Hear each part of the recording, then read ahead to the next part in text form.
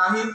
त्यामुळे हाही प्रश्न उभा राहतो की फक्त आरोपींना शिक्षा देण्यासाठी किंवा घाई करून जजमेंट घेण्यासाठीच हे सगळं केलं गेलं होतं किंवा काय. आमचं आर्ग्युमेंट कोर्टात असं होतं की ही जे 3 वेगवेगळ्या प्रकारच्या थिअरीज आहे, पहिली थिअरी सांगते की ह्या 2 आरोपींनी गुन्हा केला, दुसरी आणखी दोघांनी आणि तिसरी ह्या आकाशच्या आरोपींनी.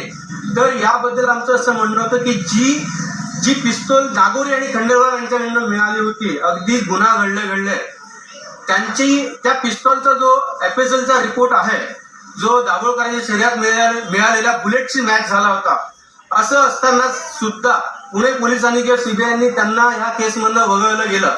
हे असे शेकडो मुद्दे ह्या केसमध्ये होते.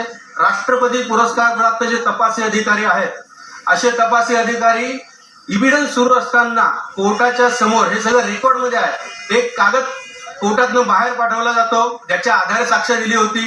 त्यामुळे खूप मोठ्या प्रमाणे गडबड ह्या सगळ्या प्रकार होती. परंतु आज माननीय सत्र न्यायालयाच्या लक्षात या सगळ्या गोष्टी आल्या. सत्र न्यायालयाने 3ही आरोपींना निर्दोष मुक्त केलेलं आहे आणि अन्य 2 आरोपींच्या विषयामध्ये डिटेल जजमेंट आल्यानंतर आम्ही त्यात चॅलेंज करू. नक्कीच कुठलाही गुन्हा घडल्यानंतर लगेचचा जो कालावधी असतो हा पुरावा मिळवण्यासाठी किंवा पुरावा नष्ट करण्यासाठी महत्वाचा असतो. लगेचच्या कालावधीमध्ये योग्य दिशेने जरी तपास करणारे अधिकारी सक्षम असले तरी तपास न केल्यामुळे पुरावा भरकटण्याची शक्यता असू शकते.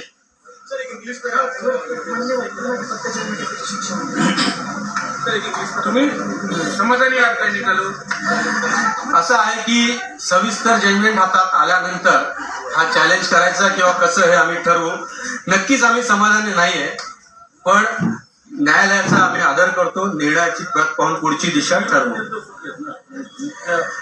ते असं आहे, या केसमध्ये UAPA लावला होता. UAPA म्हणजे टेरर ऍक्टचा आहे. 120B यामध्ये होता कॉन्स्पिरसी. जर सगळ्यांनी मिळून कॉन्स्पिरसी केली अशी जर केस होती, 3 सुट्ट्या याचा अर्थ काय? त्यामुळे सविस्तर पाहिलं होतं. एकाने सोडलं दोघांना जन्म ठेवलं काय नाही, त्यामध्ये असं आहे कोर्टाने शिक्षा दोघांना दोषी आहे असं सांगितल्यानंतर सविस्तर जजमेंट आजच मिळणार आहे. त्यांच्या विरोधात पुरावे मिळाले दोन्ही शूटरच्या असं कोर्टाने सांगितलं आणि त्या आधारे दोषी ठरवलं. आणि दोषी ठरवल्यानंतर कोर्टाने सांगितलं की तुम्ही शिक्षेवर आर्ग्युमेंट करा. 302चे दोषी म्हणजे 2च प्रकारच्या शिक्षा आहे, लाईफ आणि डेथ. अशा वेळी आम्ही आर्ग्युमेंट केलं की ही रेअरेस्ट ऑफ रेअर केस नाहीये.